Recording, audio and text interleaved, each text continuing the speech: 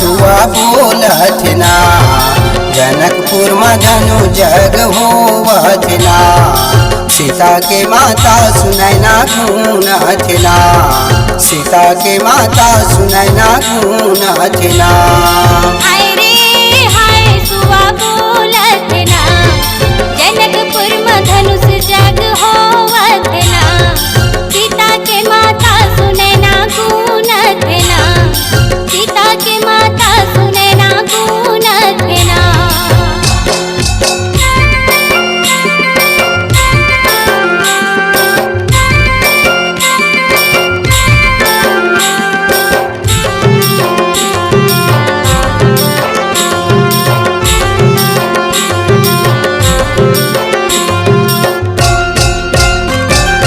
रावण बानासुर धनुष छूते रही गे सुआ बोलत ना।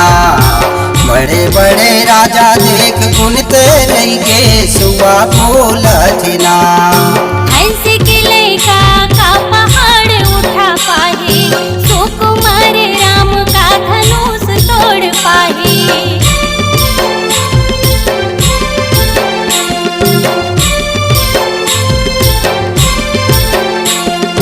रावण बानासुर धनुष छूते रही गे सुआ बोलत ना।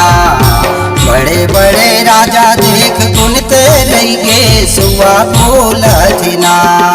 हंस के लैका का पहाड़ उठा पाहे, सुकुमार राम का धनुष तोड़ पाहे। हाय रे हाय सुआ बोलत ना, जनकपुर में धनुष जग होवत ना। सीता के माता सुनैना गुणत ना, सीता के माता सुनैना गुणत ना।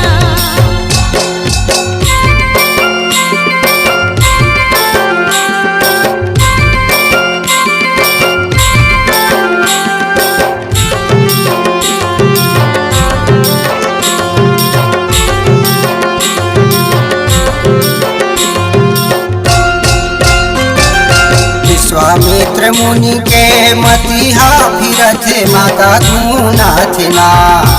राम जैसे लैकल धनुष तोड़े ला भेजत माता गुनाथ ना।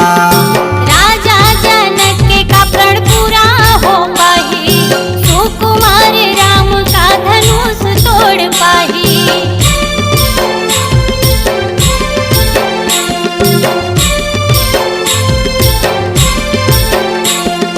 विश्वामित्र मुनि के मतिहा फिरत माता गुनाथ ना।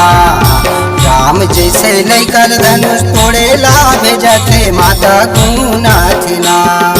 राजा जनक के का प्रण पूरा हो पाही, सुकुमार राम का धनुष तोड़ पाही। हाय रे हाय सुआ बोलत ना, जनकपुर में धनुष जग होवत ना।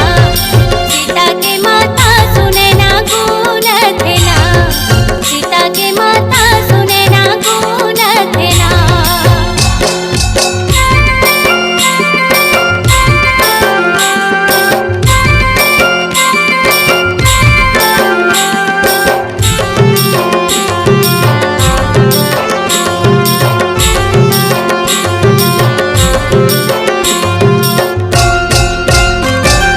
गुणवंताला कोनो का जग में छोटे कैठे सुआ बोलत ना। आने कोन मंत्र देवताला वश में करते सुआ बोलत ना। लैका समझत सितेन महावै बल भारी, सबके कृपल राम धनुष तोड़ पाही।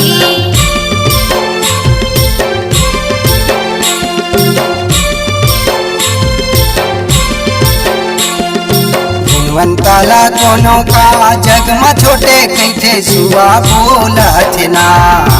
आने कोन मंत्र देवताला वश में करते सुआ बोलत ना।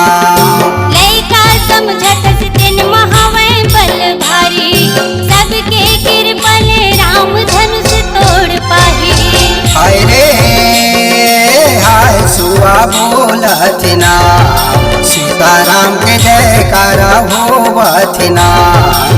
जनकपुर में धनु जग होवत ना सीताराम के जयकारा बोलत ना जनकपुर में धनु जग होवत ना सीताराम के जयकारा बोलत ना जनकपुर में धनुष जग होवत ना सीताराम के जयकारा होवत ना।